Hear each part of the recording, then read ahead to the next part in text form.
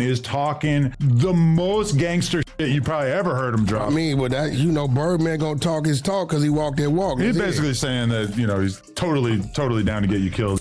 NBA YoungBoy just pulled a move nobody expected after publicly throwing shade at Birdman, calling him out for never showing real love. These two Louisiana heavyweights linked up in New Orleans, and what went down next had the internet completely losing it. The connection and the tension, unreal. Before we break this all the way down, hit that subscribe button and tap the bell so you don't miss any of the tea. This story's got it all. Bars, money, betrayal, and two Louisiana OGs whose every move had the culture glued to the screens. Back in 2018, Birdman revealed he was working on a collab tape with YoungBoy, calling it a bridge between the generations. And this wasn't just clickbait for the blogs. Stunna saw something in YB that reminded him of young Wayne back in the day. He publicly hyped YoungBoy up, calling him a billion-dollar artist and drawing comparisons to the legendary Tunechi himself. NBA YoungBoy might be the biggest rapper. I say it that. 5 years ago. What you mean big when you say big? Ain't no gonna be bigger than NBA YoungBoy. Numbers don't lie. Yeah. He the biggest. Let that sink in, gang. Birdman, the same legend who built Cash Money from the ground up, was literally putting it on wax that YoungBoy was destined to be one of the biggest in the game. And remember, YoungBoy was barely 20 at the time, still a young bull grinding his way up. Their collab project dropped in December 2021, titled From the Bayou, a 10-track firestorm that climbed all the way to number 19 on the Billboard 200. Hits like 100 Rounds and We Ride brought that raw, unfiltered energy. YB's melodic pain blended perfectly with Birdman's commanding street boss vibes. Saying when that little boy get his mind right and he come from under this and understand who he is, because you know, Thugger and all them, they up in age. They 30, it's 20. But you think that he going through ain't doing that but helping him to his path to do that? Of course. Yeah. We put it behind the wall, they become smart. Yeah. They ain't making them nothing but a monster. This looked like straight up Louisiana royalty linking up. The old king passing the torch to the young goat. But hold up, something shady was simmering beneath the surface. Here's the real tea on Birdman you need to know. His track record with artists, it ain't clean, gang. Legends like Juvenile and Manny Fresh have been calling him out for years over sketchy contracts and money they never saw. The biggest headline? Lil Wayne himself, who dropped a $51 million lawsuit against Cash Money back in 2015 over royalties and album delays. And peep this, Wayne actually tried to put YoungBoy on game about Birdman on his 2020 track Multiple Flows with Lil Uzi Vert. Weezy spit a bar that basically said, "Watch out for old head." At the time, YoungBoy brushed it off. YoungBoy and Birdman were tight, dropping projects, filming videos, flexing like family. But Wayne, who knows Stunna better than almost anyone alive, saw what the rest of us couldn't. To really get it, you gotta know what YoungBoy was going through back then. His career has always been tangled with legal heat. A 2014 robbery charge landed him in juvie, and from there it was assault, kidnapping, all types of legal trouble. Then, in 2020, federal gun charges from a Baton Rouge bust put him on the radar big time. By October 2021, he was under house arrest in Utah. Couldn't tour, couldn't perform, couldn't move freely at all. This young legend was making millions, but trapped in his own crib. And during all this, where was Birdman? That question, it was gnawing at YoungBoy's mind non-stop. Like, you have a real good connection with Birdman. You know, you guys done some projects together. 5. You're my 5. He's a good guy. How's your relationship blossomed throughout the years? He just, dude, crazy. Like, he just talk a lot of shit, and I just like to sit there. That's my 5. I like when he pop that shit, man. Yeah. Beatrice. He been on that nigga too, so. That's the same type of time. Yeah. Everybody, for sure. Hip that, gang. At this point, YoungBoy was still publicly showing love to Birdman.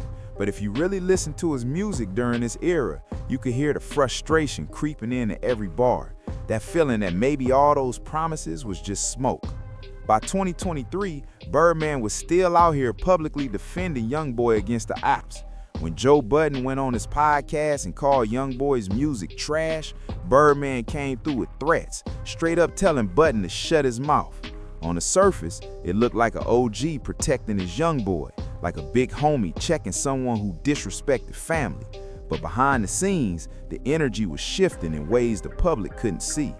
YoungBoy was battling house arrest, federal charges, prescription fraud investigations, and carrying the weight of being one of the hardest spitters in the game while locked down.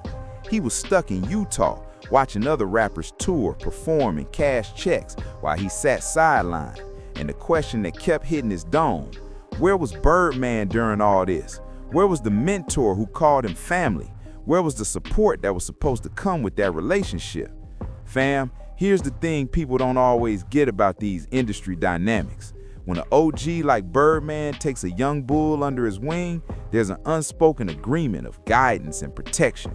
But that guidance ain't just about dropping hits or showing up in videos. It's about being solid when the storm hits, about using your juice and connections to help when your family member is under fire. And from YoungBoy's perspective, that support wasn't showing up. He was fighting legal battles, dealing with confinement, watching his movements get restricted, while the same cat who called him a billion-dollar artist seemed more focused on future profits than helping him navigate the struggle in the present. It was also on the tour, like basically every stop. What was his role on the road with you? Just chilling. Being unk. Being Unk? Just chilling. You got like a favorite memory on the road with him? Every moment. Every moment. Yeah.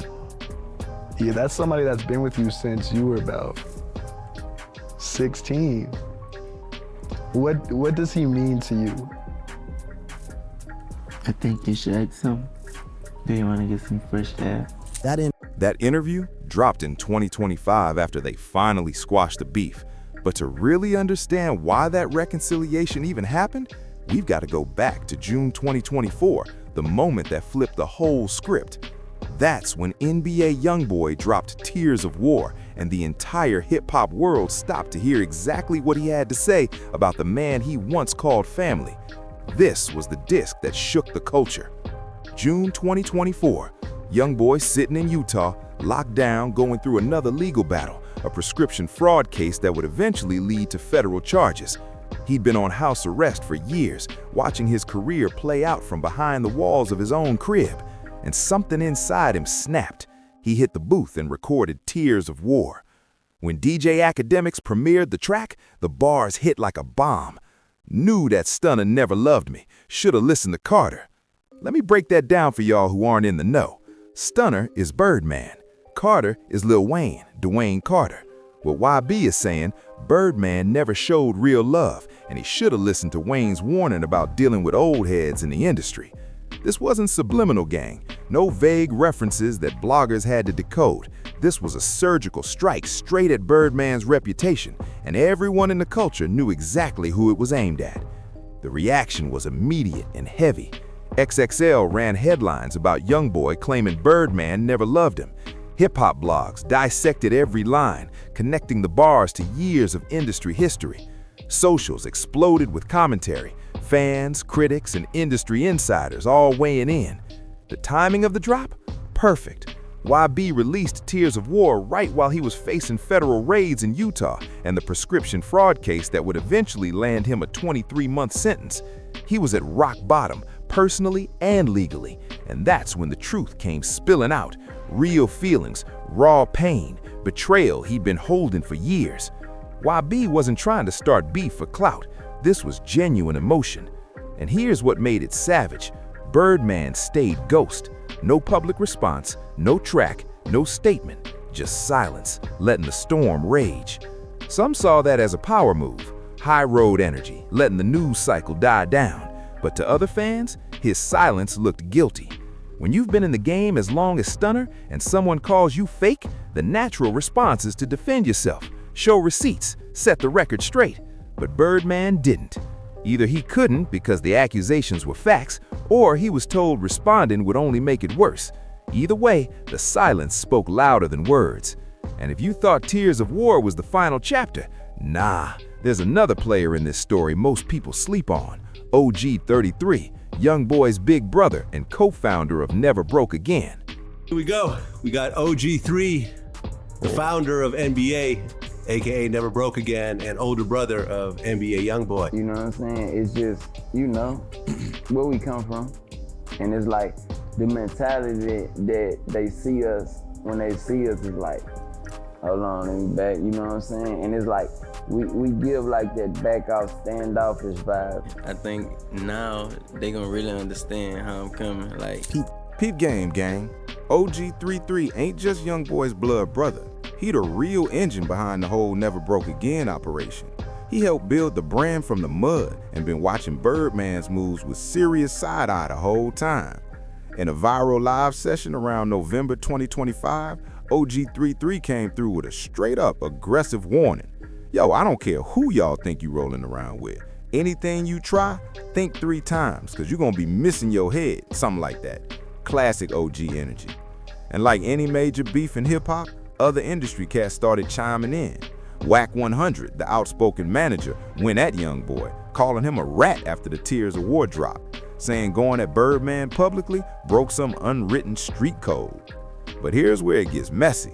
The same Whack 100 who was throwing shade has also been loud about industry patterns, how OGs use young talent, then toss them when they're done being useful. That contradiction had head scratching. To really understand why YoungBoy's track hit so hard, you gotta know Birdman's history, gang. Cash Money's track record with artists? Wild. Videos breaking down Unpaid Bread, Lil Wayne, Juvenile, Manny Fresh, Tyga, the list goes on. When Wayne sued Cash Money, a 2016 court order forced Birdman to show his financial records, revealing messy bookkeeping and straight-up trash accounting. The guy who built an empire of talented artists couldn't even keep proper receipts. And now YoungBoy was spitting the same story. Birdman never really loved him. History repeating itself. This time, the artist spoke up before it was too late to save the relationship. What made Tears of War even more powerful? The context. YoungBoy wasn't just throwing shots, he was processing real trauma and betrayal. The track dropped before federal raids on his Utah crib tied to prescription fraud, giving it mad emotional weight. Here was a young cat who trusted an OG in the industry, someone who called him family, promised guidance, and then left him hanging under pressure. Unlike past generations who stayed quiet out of fear or contracts, YoungBoy put it all on wax for the world to hear. Through all this smoke, he kept dominating. By 2025, he became the most RIAA certified rapper ever with 126 plaques, passing legends like Drake and Jay-Z. His numbers? Untouchable, gang. And the crazy part? YoungBoy did all this while on house arrest, fighting legal battles, and being what he calls blackballed by the industry. He didn't need Birdman's connects or Cash Money's machine. He straight up built his own empire. It's the work for me. Why do you think that is? I was singing earlier before we started, your song Blackball is one of my favorite joints of yours. And a lot of your fans would say that you have been like blackballed in the music industry. What does that term blackball even mean to you? Like, what do you think of when you hear that? What does that mean to you? I don't know, I don't think it's that no more. I think I don't know. That might not be my caliber of person. That response tells you exactly where Young B's mind was at. He wasn't bitter about being blackballed, he transcended it. He didn't need industry politics when he had a direct line to his fans. Now hold up, this is where the story gets even darker. Fam, Birdman's brother, Terrence Gangster Williams, started making wild claims about inappropriate parties involving young male rappers, mentioning both Lil Wayne and YoungBoy. These allegations were mostly unproven and criticized as tabloid cap meant to grab clicks, but they added another layer to the Birdman narrative. True or not, the rumors fueled the perception that something wasn't right with how Stunna moved. That shift in power dynamics is exactly what made the reconciliation that followed so shocking to everyone watching. The link up and what it actually meant. August 2025, New Orleans, the same city where Birdman built his empire, the same blocks where Cash Money was born. YoungBoy and Birdman spotted together on Canal Street, hugging, tossing racks to fans, walking in bulletproof vests with armed security all around. Two Louisiana legends who had been at each other's throats, now looking thick as thieves again. The internet lost it. Social media went wild with people celebrating the reunion, calling it squash beef and praising them for getting back on the same page. But was this really squash and beef, or was there more going on? Here's what happened. In 2025, YoungBoy received a presidential pardon from Donald Trump, freeing him from the legal chains that had held him down for years. For the first time since his legal troubles, he could move freely, perform, and tour. And tour he did. The Make America Slime Again Massa Tour became the highest-grossing rap tour of the year, pulling in $70 million over 42 U.S. dates and selling 55,000 tickets. YoungBoy finally connected with fans in person, and the reaction was insane. But here's the wild part. Birdman was at almost every stop. When asked about his role, DJ Academics said Birdman explained he was there to make sure YoungBoy didn't mess up the money. Stunna positioned himself as a mentor and protector, making sure YB capitalized on his moment. This reconciliation wasn't just behind closed doors. At one show, Birdman went crazy on stage, hyping the crowd, supporting the performance. They even ran We Poppin' Live together for the first time. Fans captured Birdman, jumping around, clearly hyped to be part of YoungBoy's show. And to many observers, this looked like genuine reconciliation. Two men who had differences now finding their way back. But we gotta pump the brakes and analyze critically. The internet is split on what this actually means. And honestly, both sides have valid points. On one hand, some heads believe this is real growth and maturity. YoungBoy is older now. He isn't the 18-year-old signing every deal and trusting anyone who called him fam. He'd been through the system, years of house arrest, got a presidential pardon, settled down, got shorties, and experienced both the highest highs and lowest lows the industry can throw. Maybe he reached a point where holding grudges just isn't worth it. Maybe he realized life's too short to carry negativity, especially with so much bread to make and opportunities to chase. That's a mature perspective, and it aligns with what he said in interviews about not letting negativity consume him. Quote, "I don't really get too hurt about things no more. I'm just older now. Things that used to hurt me, I don't go that deep anymore," he said. That's growth, gang. A man processing pain, handling emotions, and coming out with clarity. If YB truly feels that, maybe this reconciliation is real. Maybe he moved past the hurt and decided having Birdman as an ally beats having him as an op. But skeptics also have a point. Check the timing. Birdman reappears just as YoungBoy launches a massive tour pulling tens of millions of dollars. He's there at every stop, on stage, linking himself to YoungBoy's success.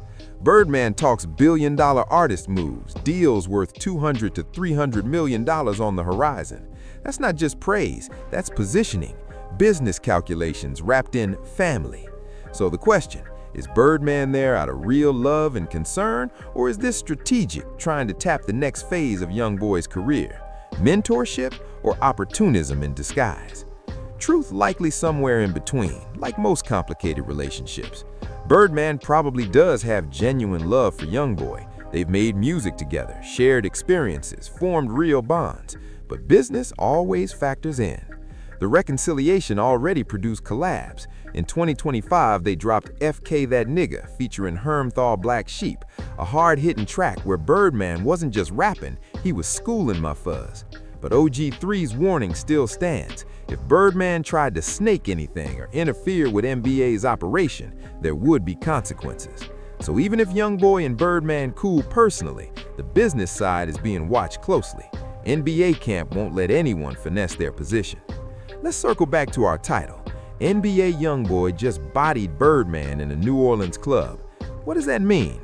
Bodied in hip-hop usually means dominated, exposed, or destroyed. No physical fight, but YoungBoy lyrically exposed the relationship with tears of war, referenced warnings, and made betrayal public. That's bodying someone. Another angle, when YoungBoy got mobbed by fans in the French Quarter after the show, walking through Birdman City with love most artists dream of, he bodied the narrative. Despite legal troubles, blackballing, industry politics, he proved he's still king. Birdman, supporting role. YoungBoy's story, YoungBoy's throne.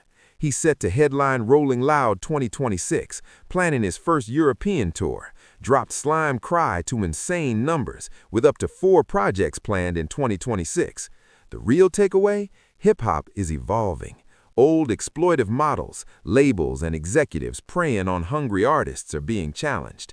YoungBoy owns his masters, connects directly with fans, builds his empire. He didn't need traditional machinery. When Lil Wayne had his cash money issues, he was limited, contractually, financially, dependent on the label.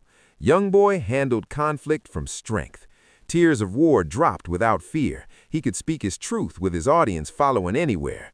That's a new dynamic, offering hope to young artists. You don't have to accept exploitation, stay quiet, or sacrifice independence to achieve historic success. Smash that like, comment, and subscribe for more. Tell me, reconciliation real or is still beef simmering? Birdman really changed or just business as usual? Peace.